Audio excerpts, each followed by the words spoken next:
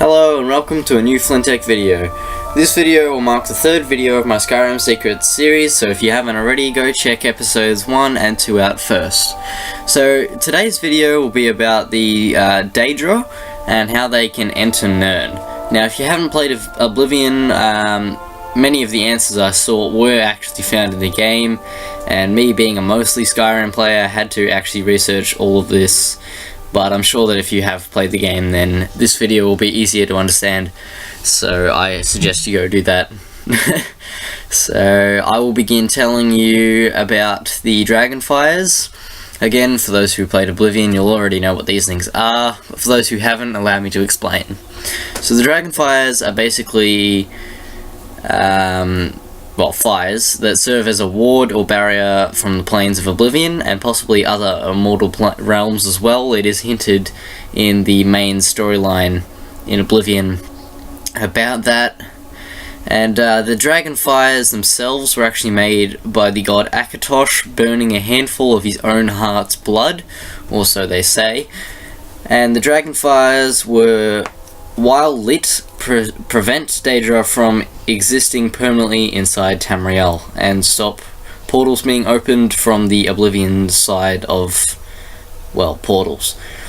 The fires will extinguish after the death of the current Emperor and then must be relit by the new Emperor, who must be wearing the Amulet of Kings, an amulet presumably made from the tangled skeins of Oblivion and the sinews of Akatosh's own heart. The Emperor also must be Dragonborn for those fires to be relit. Now this is all relevant, as when the Dragonfires are not lit, they can not prevent Daedric gods from interfering with Tamriel in whatever way they wish. For example, in Oblivion, a ridiculous amount of Oblivion portals were actually opened all over Tamriel, unleashing the minions of Mehrunes Dagon. And then later, Mehrunes Dagon himself attempted to step into Tamriel in physical form, and would have succeeded had it not been for the ultimate sacrifice that Martin Septim fulfilled and the birth of a new covenant.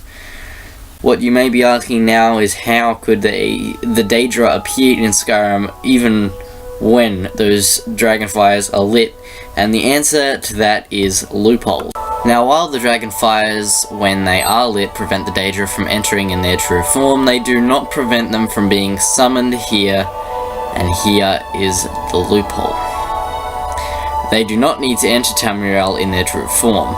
More often than not, the Daedra will slip through the cracks of these rules, often by using avatars to portray them, or using intermediaries, or some form of mortal assistance. And even without these things, as long as the Daedra have no intention to try and take over or dominate the world, they can enter in another form. But why do they not try to dominate the world once they are through? The simple reason is they can't. While they cannot enter in their full form, they can also not enter with their full power. We see this demonstrated quite well in Skyrim in the quest to Daedra's best friend, throughout which you must either reunite or kill a part of Clavicus Vile, so he can be strong enough to leave Tamriel, as he is no longer strong enough to leave after entering and then losing a part of himself. But I cannot end this video without mentioning Sam, my good friend who I managed to outdrink and then woke up in the Temple of Dibella in Markarth.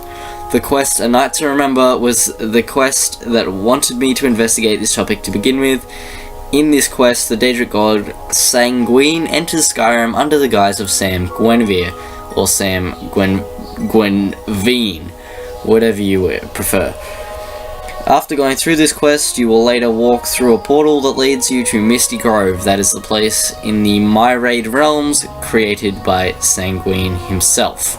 You will confront Sanguine in what I expect is his true form, and he will present you with the Sanguine Rose and then teleport you back to Skyrim, in the tavern in which you started the quest in, which varies depending on lots of things.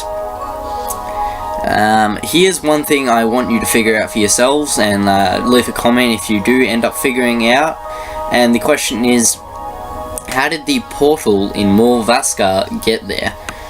Did Sanguine himself make it, or did one of his followers? And that's it for today, guys. I hope you enjoyed the video, and subscribe if you haven't already to learn more about Skyrim and its secrets, and to be notified whenever I upload a new video.